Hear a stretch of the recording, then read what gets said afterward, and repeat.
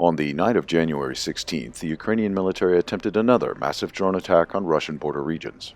Last night, at least 4 Ukrainian UAVs were intercepted over the Belgorod region. 8 more were intercepted and destroyed over the Voronezh region. The fallen wreckage of the drones damaged several civilian buildings. At least 1 child was wounded as a result of the attack.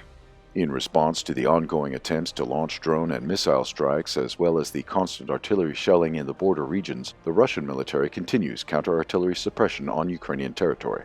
The city of Kharkiv, the largest one in northwestern Ukraine, is constantly struck by Russian precision strikes. Over the past weeks, the strategically important military-industrial facilities and various buildings used for the accommodation of Ukrainian military personnel came under Russian attacks. More military bases and areas of accumulation of Ukrainian forces were destroyed in the region, including by Russian artillery shelling. The Russian military pays special attention to the areas near its border.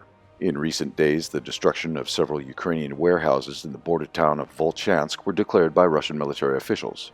Russian drones and artillery are also destroying military infrastructure of the Ukrainian border guards, not to mention the ongoing regular operations by Russian saboteurs in the Ukrainian rear and in the border regions.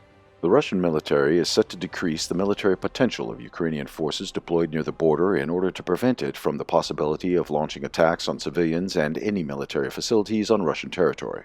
The Ukrainian and NATO military specialists consider Russian operations as a signal of the upcoming new Russian offensive.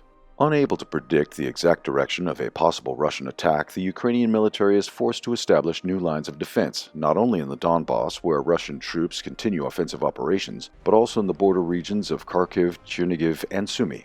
As a result, the cost of defense is growing, and the Ukrainian military is running out of time. According to the U.S. Institute for the Study of War, the Russian offensive may begin in the coming weeks as soon as the ground freezes on the eastern and southern front lines. Meanwhile, the flow of weapons, ammunition, equipment, and funds from NATO is drying up. No matter what, Kiev continues its war in the media. The Minister of Foreign Affairs of Ukraine proudly declared that if the army runs out of weapons, soldiers will continue fighting with shovels.